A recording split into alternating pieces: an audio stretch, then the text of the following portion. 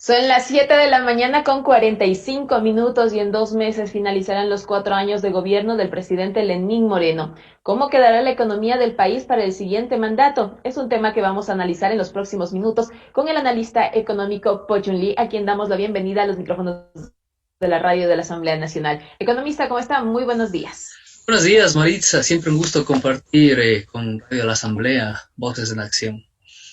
Muchísimas gracias, también un gusto que usted esté con nosotros acá en nuestro espacio informativo. ¿Cómo queda la economía para el...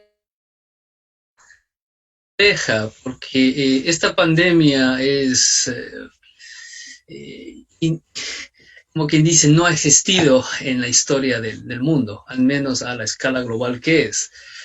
Todas las economías están en recesión y lo que se ha cortado también es la cadena productiva mundial. Entonces, eh, hay problemas de insumos, importar insumos o que se está atrasando, digamos, la producción de bienes y servicios. Entonces, esto no ha sucedido a gran escala desde el 2008 y eso era un problema financiero. Esta es, en cambio, netamente productiva.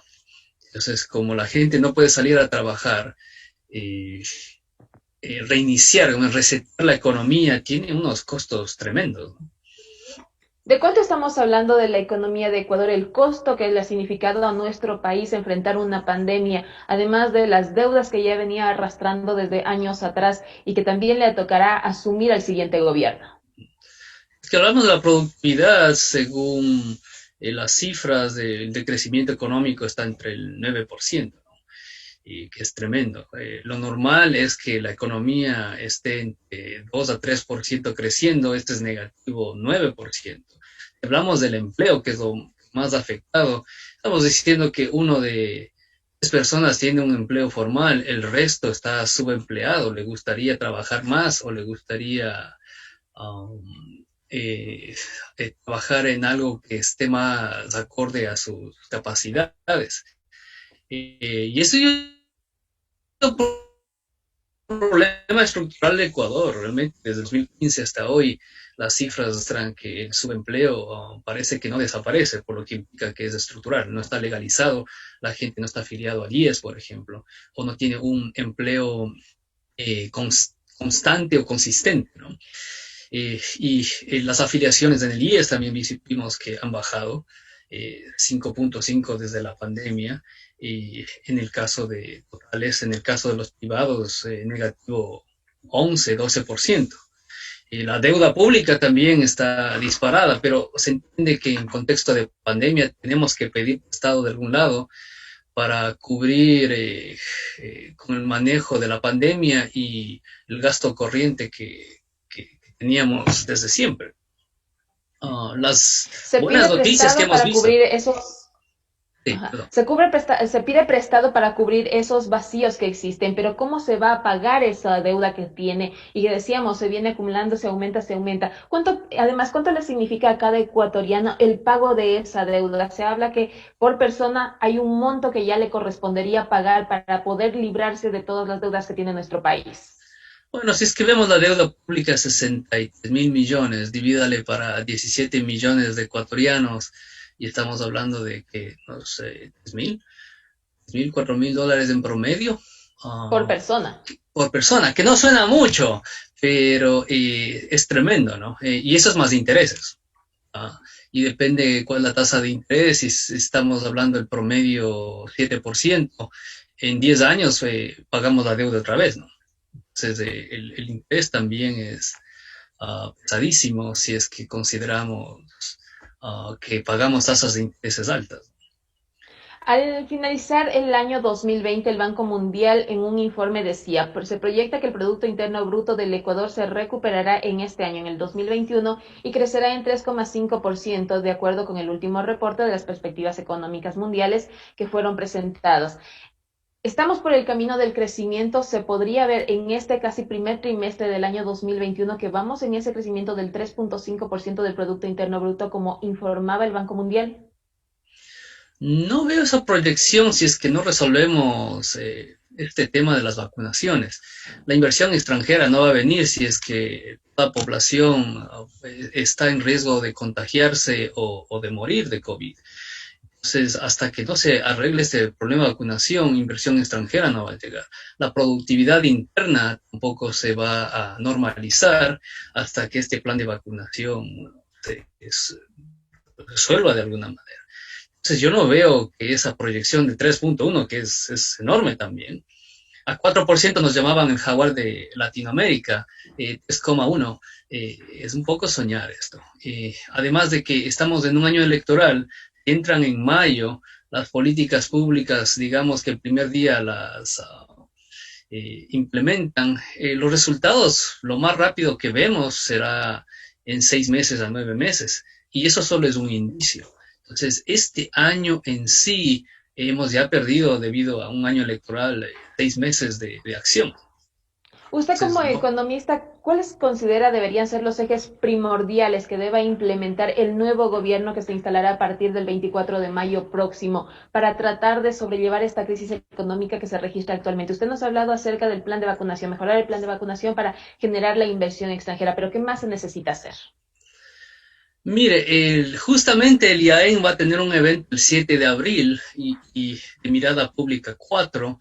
Creo que hay ese trabajos de políticas públicas que hablan de todas estas políticas integrales, ¿no? Tenemos desde cómo mantener la dolarización, cambios estructurales económicos, hasta problemas de género. Entonces, invitamos a todos los que nos oigan que bajen ese documento porque está disponible a todo el público y habla justamente, ¿no? Por eso hay 12, 13 políticas públicas que van desde lo económico, lo social, lo jurídico, hay que arreglar problemas hasta de inteligencia interagencial, por ejemplo, o sea, en pandemia, en riesgos, cómo estamos mejor preparados para ya sea apoyar a la población. Entonces, hay muchas políticas que resolver y por eso es que Pero ¿cuál invitaríamos sería a la que vean eso. primordial, la que primero debería ser tomada en consideración por el próximo gobierno y que de acuerdo al Próximo. documento que usted señala debería ser Perfecto. destacada? Lo más rápido, si es que queremos reactivar la economía, tendrá que ser con este concepto de poner más dinero en el bolsillo de la gente. Entonces, en eso estamos diciendo, ya sea subsidios o bonos a poblaciones más vulnerables, programas de bienestar social que ayuden a los más vulnerables para que estén listos para trabajar, aparte de la vacunación.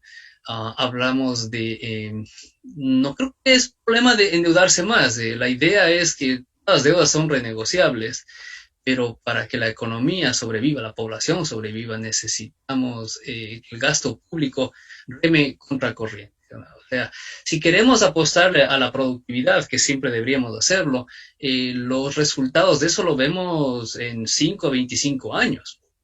Y hasta que eso suceda, tenemos a la población, la mitad de la población desempleada. Entonces, lo más rápido que puede hacer el gobierno es desembolsar fondos que devuelvan a la comunidad. Básicamente la idea es poner más dinero en el bolsillo de la gente. ¿Qué tan viable o qué tan buena idea resulta el anuncio que hizo ayer el candidato Andrés Arauz de congelar el precio del diésel al costo que se fije a partir del 24 de mayo si es que ganan las elecciones? Él decía que se congelará ese costo. Para la economía de nuestro país, ¿qué tan beneficiosa es ese anuncio que se realiza por parte del candidato presidencial? Eh, Hay que entender, o sea, es una razón muy práctica. El diésel es utilizado para transportación de pasajeros y carga. Entonces debería mantenerse o subsidiarse hasta que encontremos una inversión mejor o vamos a renovar poco a poco cómo movilizamos a pasajeros y a los productos. O sea, estamos hablando de en zonas urbanas, de buses eléctricos, existen sus incentivos. Hasta que suceda eso, hay que mantener ese subsidio, porque si no se disparan el precio de los bienes, ¿no? ¿Solo del diésel o también se debería mantener los subsidios o congelar los precios también de los otros, la gasolina Eco, Super, Ecopaís y Extra también? No sé si es que sería pertinente congelar también Super de y estos combustibles. extra. El super ya está liberado. Entonces, eso no es problema. Sabemos que es para Pero los de alta congelarlo, gama. Extra debería sujetarse paulatinamente al mercado. Extra realmente es clase media para arriba. Pero diésel sí tiene sus alcances productivos y también de uso industrial. Entonces, en eso sí. Los estudios también que hemos hecho en el IAEN nos confirma esto, ¿no? De que los subsidios a los combustibles todos son regresivos, incluido el diésel, pero el diésel tiene más un efecto a la inflación. Entonces, y el gas es intocable, ¿no? El gas natural, el gas doméstico, ese es intocable. O sea, venga quien venga, nadie se ha salvado. ¿cuánto implica o cuánto incide la liberación de los precios de los combustibles en la economía ecuatoriana, en el presupuesto general del Estado para poder hablar acerca de mantener, liberar o congelar los precios? Estamos hablando de 3.000 millones y creo que ha bajado con la liberalización. Entonces estamos hablando de al menos 2.200 millones, ha bajado unos 800 millones menos subsidio. 1.200 millones, ahí está el plan de vacunación para los próximos 5 años, planes de alimentación.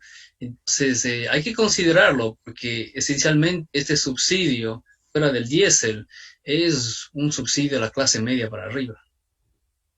Usted también nos mencionaba al inicio de esta entrevista acerca de la situación del empleo en nuestro país. De acuerdo al informe que también se dio a conocer el día de ayer por parte del INEC, Ecuador se ubicó en el 33,2% en febrero de 2021 en empleo adecuado. Estamos hablando que cerca de 33 personas de cada 100 tienen empleo adecuado. El resto no lo tiene. Para generar empleo en nuestro país, para generar las oportunidades e inyectar la economía en los bolsillos de los ecuatorianos, como usted mencionaba, que es lo esencial en este momento, antes de finalizar este gobierno y también para el siguiente gobierno.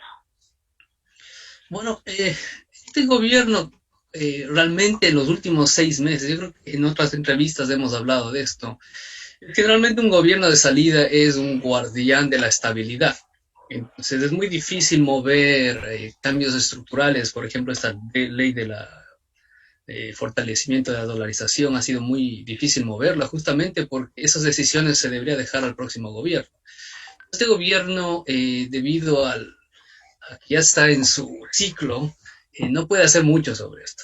Hablamos de empleo, lo que no puede haber es que temerme los derechos de los trabajadores, pero sí puede haber flexibilización en horarios, que debido a que hay más demanda en cevicherías o hotelería, estos contratos deberían ser más flexibles. En el caso de emprendimientos, a los primeros 3 años, es verdad, también debería haber cierta flexibilización, sin perder los derechos, ¿no? Te va a pagar el IES, los décimos terceros, cuartos, Estamos todo eso. hablando de una reforma laboral. Sí, una reforma laboral, pero que el tiempo sea flexible. O sea, y que la indemnización tampoco sea prohibitiva, ¿no? Para uno que desea emplear a alguien. Siempre como todo en la vida, es de lado a lado. Una reforma laboral, ¿cuántos empleos, cuántas plazas de empleo podría generar, de acuerdo a lo que usted señala, manteniendo los derechos laborales, pero flexibilizando tal vez los horarios de los trabajadores? Es muy difícil responder eso porque no hay cómo proyectarlo. Lo que sí sucede es que con el desempleo alto que tenemos, el permitir, por ejemplo, trabajos a corto plazo, solo fin de semana o temporales o de emprendimiento, sí ayudaría a la gente que está considerando emplear a alguien. Entonces, a corto plazo, esto sí serviría, ¿no? Um, no creo tampoco que todo el mundo pueda ser exitoso en el emprendimiento. La otra verdad por emprendimiento es que el 70% de los emprendimientos fallan. Entonces tampoco es una bala mágica para solucionar el problema de empleo, ¿no? Antes de finalizar, en materia de economía, ¿qué es lo que a usted le preocupa en lo que deje este gobierno para el próximo gobierno y que pueda significar algún tipo de dificultad en el manejo económico del país? Creo que es importante que gane quien gane, este gobierno tiene que preparar la transición. Entonces estamos hablando de cómo se ha negociado la deuda, con quién se ha negociado la deuda, qué falta por hacer, en el caso de cómo desean cubrir el déficit, cómo van a lograr cubrir el déficit para el próximo gobierno, los déficits de deuda pública, cómo se quiere optimizar, qué han logrado optimizar, cuáles son los programas para optimizar y qué servicios han recortado o quisieran implementar. Esto para ayudar al próximo gobierno, venga quien venga. Entonces yo creo que deberían ya preparar más bien su salida y no tanto esto de hacer cambios estructurales a la economía cuando faltan 2 meses donde no hay la coyuntura política para lograr los votos en la Asamblea. Perfecto, son las 8 de la mañana en punto. Queremos agradecer al analista económico y catedrático Po Chun Lee por toda la información y el análisis que ha realizado respecto a la economía de nuestro Ecuador, a propósito de estar a punto de finalizar este gobierno e iniciar el siguiente mandato. Economista, que tenga un excelente día. Muchísimas gracias. Perfecto. Gracias, Maritza. Siempre un Son, gusto. muchísimas gracias. Son las 8 de la mañana con un minuto. Usted escucha Voces en Acción, la esencia de la información.